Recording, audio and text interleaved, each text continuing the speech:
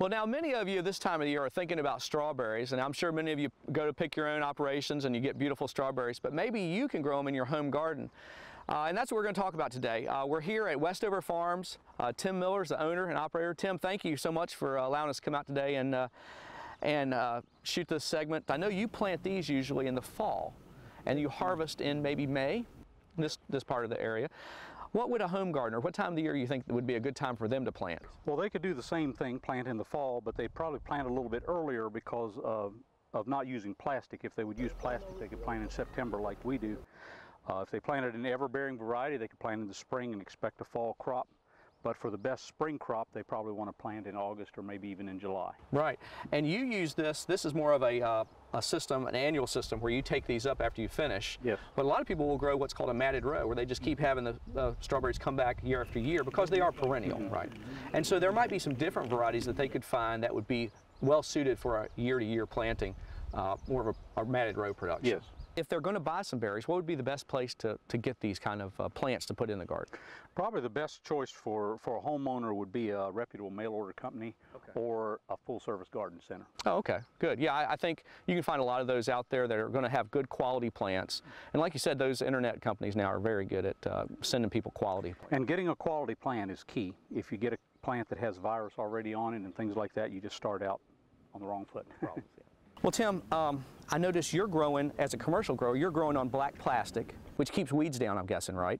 And now a homeowner, home gardener probably could buy plastic and put it down and keep the weeds down, but they could also maybe use some other type of mulch, maybe? They could use a straw, or straw mulch would probably be the best, something that's weed-free, because with plastic you can't self-propagate then, so you would have to buy new plants every year. I see. You're exactly right. Now, I've noticed, I'm looking in here, you've got 2 rows of strawberries. And how far apart are they in here? They're 14 inches apart.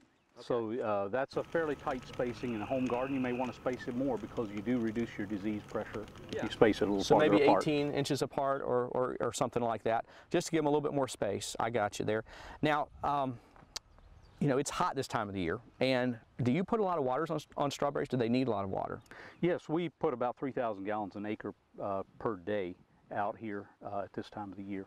Okay. Well, so a home gardener would want to, probably the easiest thing to do would be to put a soaker hose down through there underneath your straw or plastic mulch. Sure, yeah, get them lots of water. Yes. And so pretty much every day you'd be watering? Yes. Okay. And the hottest part when they're in production. Otherwise, just when they start to wilt a little bit, you give them some more water. Okay.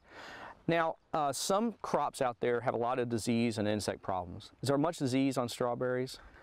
There's a lot of things to look for, a lot of insects that'll eat your strawberries or your plants. The biggest thing during production is fungus, and so we have to spray for fungicides, particularly during the bloom phase, because the fungus will actually enter the plant during the bloom phase. Okay. And can be a real problem then. So there are some sprays that are out there that can be put on.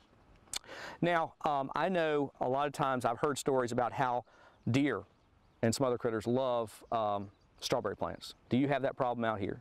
We do. Deer like strawberries as good as we do.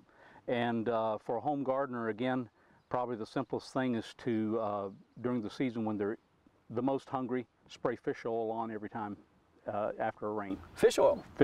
Fish oil works great. They hate the taste of it or the smell. That's a great tip. Well, this is really good production. I think this is something that the home gardener can do and really have some nice strawberries out of their own garden.